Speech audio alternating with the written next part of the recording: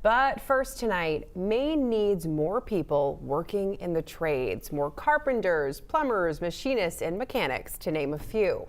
But there is another trade we are in danger of losing completely: the skilled people, and there are only a few left, who repair your shoes.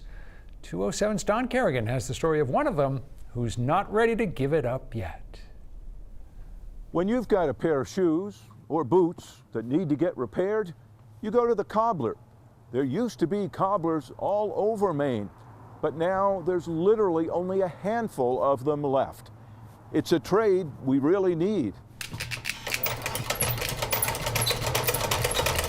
And a trade that still hangs on in Maine's capital city, thanks to Tom LaCasse. This was in my father's street.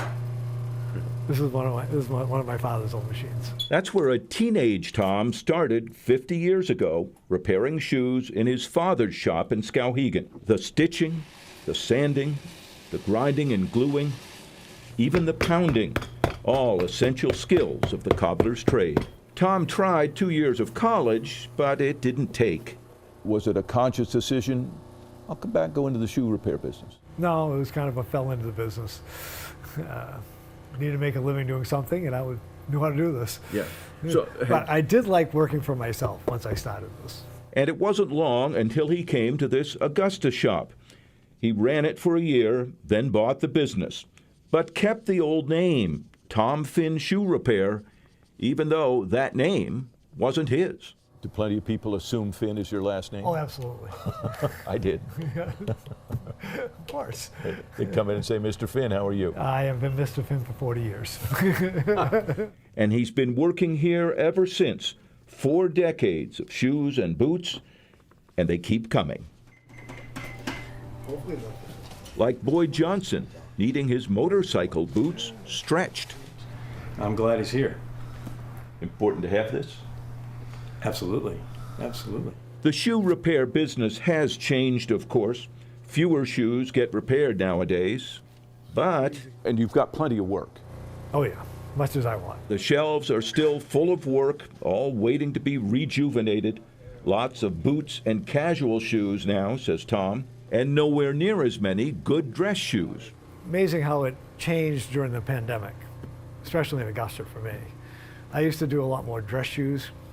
A lot of lobbyists, a lot of people who work this day, always dressed up. Well, they went, the pandemic, no one was in person. I had a gentleman come in a couple weeks ago just to visit, who was a lobbyist for, and he goes, yeah, I don't wear shoes anymore, you know. Fashion and time have taken a toll on the repair shops. The trade is rapidly disappearing. But even when I came down here, which was in '84, there were 2 shoe repairs here then, plus me. Plus you? Plus me. 2 in Waterville, 1 in Brunswick, 1 in Bath, 4 in Lewiston, Auburn area. Those are all gone. All of them are gone. Tom believes he's now one of only 3 or 4 full-time cobblers still working in Maine, and one of those is his brother. Late 50s, early 60s, with nobody working for them. On the shop's Facebook page is a video where Tom says he'd like to find someone to train while there's still time. Probably sooner rather than later, there might not be any of you open. I'm thinking sooner rather than later, yes. Yeah. 10 years from now, you may be hard-pressed to find a shoe repair.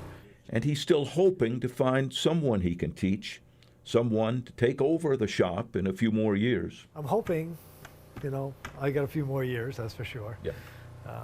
Last couple of years, I'll really try and see if I can find somebody that wants to learn the business and take it over. But until then, I'm going to be just me. So he keeps at it. Tied these a little too tight. Oh, he's a tough guy. Yeah. He's great. And customers still come and say Tom's skill means something. I think it's important to not only support the business, but the trade itself. Those skills will be used on her 20-year-old black loafers needing new soles and heels. Those shoes have lasted that long. They're probably pretty good shoes. Oh, Bass Weegens. They're a good shoe. Yeah. Can't even get it. These might actually have been built in Farmington, Wilton. Yeah. But the old Bass shoes will keep going. And be able to get another 10 years out of it. Oh yeah, easily. Yeah. Yeah. Yeah. She'll be as good as new. Because that's what he does. Take the old, worn out, and make it like new. Hoping someone else will see the cobbler's trade the same way. A skill and a service worth saving. It's kind of mind-boggling to imagine that in 10 years there may not be a single shoe repair shop in Maine. I hadn't thought of it that way. It makes me a little sad to think about it, because it's a tradition, you know, too, and it's like we're just losing more and more tradition because people aren't stepping up to do the work. And just becoming more and more of a throwaway society. Exactly. Buy something that's not particularly good quality, use it for a while, toss it. Which I know I'm guilty of. Yeah, we you all know? are. We all So- are. As for Tom, he is 64, says he plans to keep working a few more years at least. He says the trade isn't that hard to learn, that women can do it as well as men, and he would be happy to train the right person because those lobbyists, after all, need good-looking shoes. The lobbyists will be around in 10 years. Of that, we can be sure. Absolutely.